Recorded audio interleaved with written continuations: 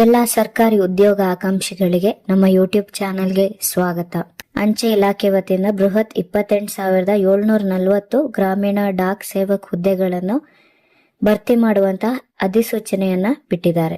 ಈ ನೇಮಕಾತಿಯ ವಿಶೇಷತೆ ಏನಂದ್ರೆ ಯಾವುದೇ ಲಿಖಿತ ಪರೀಕ್ಷೆ ಇಲ್ಲ, ಕೇವಲ 10ನೇ ತರಗತಿ ಅಂಕಗಳ ಆಧಾರದ ಮೇಲೆ ಆಯ್ಕೆ ಮಾಡಲಾಗ್ತದೆ. ಕರ್ನಾಟಕದಲ್ಲಿ 1,023 ಹುದ್ದೆಗಳು ಲಭ್ಯವಾಗುವಂತಹ ನಿರೀಕ್ಷೆಯಲ್ಲಿದೆ.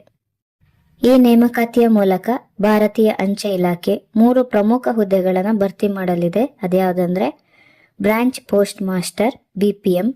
ಇವರಿಗೇನ್ ಕೆಲಸ ಅಂದ್ರೆ ಗ್ರಾಮೀಣ ಅಂಚೆ ಕಚೇರಿಯ ಮುಖ್ಯಸ್ಥರು. ಇವರು ಅಂಚೆ ವಿತರಣೆಯ ಜೊತೆಗೆ ಬ್ಯಾಂಕಿಂಗ್ ಮತ್ತೆ ಸರ್ಕಾರಿ ಸೇವೆಗಳ ನಿರ್ವಹಣೆ ಜವಾಬ್ದಾರಿ ಇವ್ರು ಮಾಡಬೇಕಾಗಿರುತ್ತೆ. ಎರಡನೇದಾಗಿ assistant branch post master BPM ಅವರಿಗೆ ಸಹಾಯ ಮಾಡುವುದರ ಜೊತೆಗೆ ಅಂಚೆ ವಿತರಣೆ ಲೆಕ್ಕಪತ್ರಗಳ ಕೆಲಸವನ್ನ ನಿರ್ವಹಿಸಬೇಕು. ಮೂರನೇದಾಗಿ ಗ್ರಾಮೀಣ ಡಾಕ್ ಸೇವಕ್ ಪೋಸ್ಟ್ ಮ್ಯಾನ್ ರೀತಿಯ ಕೆಲಸ. ಇದು ಪತ್ರಿಕೆ, ಪಾರ್ಸೆಲ್ ಹಾಗೆ ಸರ್ಕಾರಿ ನೋಟಿಸ್ಗಳ ವಿತರಣೆಯ ಜವಾಬ್ದಾರಿ ಇವರದ್ದಾಗಿರುತ್ತೆ. ನೇಮಕಾತಿಯ ಪ್ರಮುಖ ಹೈಲೈಟ್ಸ್ ಗಳ ಬಗ್ಗೆ ನೋಡೋಣ. ನೇಮಕಾತಿಯ ಸಂಸ್ಥೆ ಭಾರತೀಯ ಅಂಚೆ ಇಲಾಖೆ. ಹುದ್ದೆಗಳ ಹೆಸರು GDS, BPM, ABPM. ಅದೇನು ಅಂತ ಹೇಳಿ ಈಗಾಗಲೇ ಹೇಳಿದ್ದೇನೆ. ಒಟ್ಟು ಹುದ್ದೆಗಳು 28,740. ಕರ್ನಾಟಕದಲ್ಲಿ 1,023 ಹುದ್ದೆಗಳಿದೆ. ವಿದ್ಯಾರ್ಹತೆ 10ನೇ ತರಗತಿ ಪಾಸ್. ಆಯ್ಕೆ ವಿಧಾನ ಮೆರಿಟ್ ಆಧಾರದ ಮೇಲೆ. ಅರ್ಜಿ ವಿಧಾನ ಆನ್ಲೈನ್. ಅಧಿಕೃತ website India post GDS online.gov.in. ಪ್ರಮುಖ ದಿನಾಂಕಗಳು: ಅರ್ಜಿ ಸಲ್ಲಿಸಲು ಪ್ರಾರಂಭದ ದಿನಾಂಕ 31 ಜನವರಿ 2026. ಅರ್ಜಿ ಸಲ್ಲಿಸಲು ಕೊನೆಯ ದಿನಾಂಕ 14 ಫೆಬ್ರವರಿ 2026. ಅರ್ಜಿ ತಿದ್ದುಪಡಿಗೆ ಅವಕಾಶ 18 ಮತ್ತೆ 19 ಫೆಬ್ರವರಿ 2026.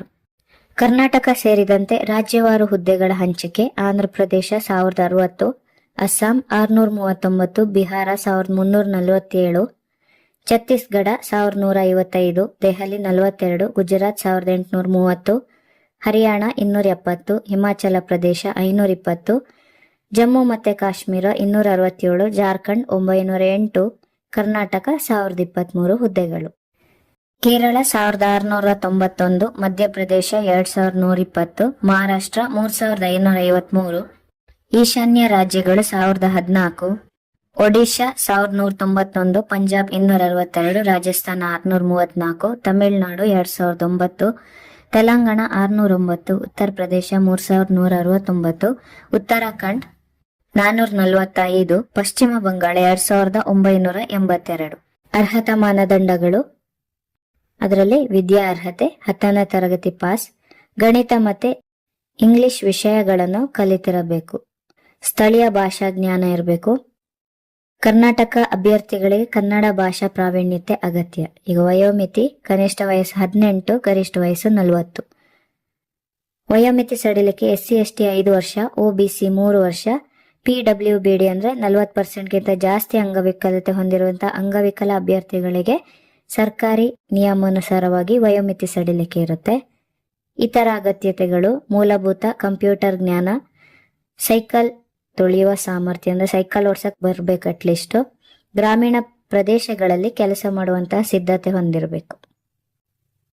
ಆಯ್ಕೆ ಪ್ರಕ್ರಿಯೆ ಹೇಗಿರುತ್ತೆ ಅಂದ್ರೆ 10ನೇ ತರಗತಿ ಅಂಕವನ್ನ ಮೆರಿಟ್ ಲಿಸ್ಟ್ ಮಾಡ್ತಾರೆ. ಆಮೇಲೆ ವರ್ಗವಾರು SC ST OBC UR ಇವರಿಗೆ ಮೆರಿಟ್ ಪಟ್ಟಿ ತಯಾರು ಮಾಡಲಾಗುತ್ತೆ. ದಾಖಲಾತಿ ಪರಿಶೀಲನೆ ನಂತರ ಅಂತಿಮ ನೇಮಕಾತಿ. ಈಗ ವೇತನ ಭತ್ಯೆ ಬಗ್ಗೆ ನೋಡೋಣ. BPM ಹುದ್ದೆಗೆ 12,000ದಿಂದ 29,380 ರೂಪಾಯಿವರೆಗಿರುತ್ತೆ.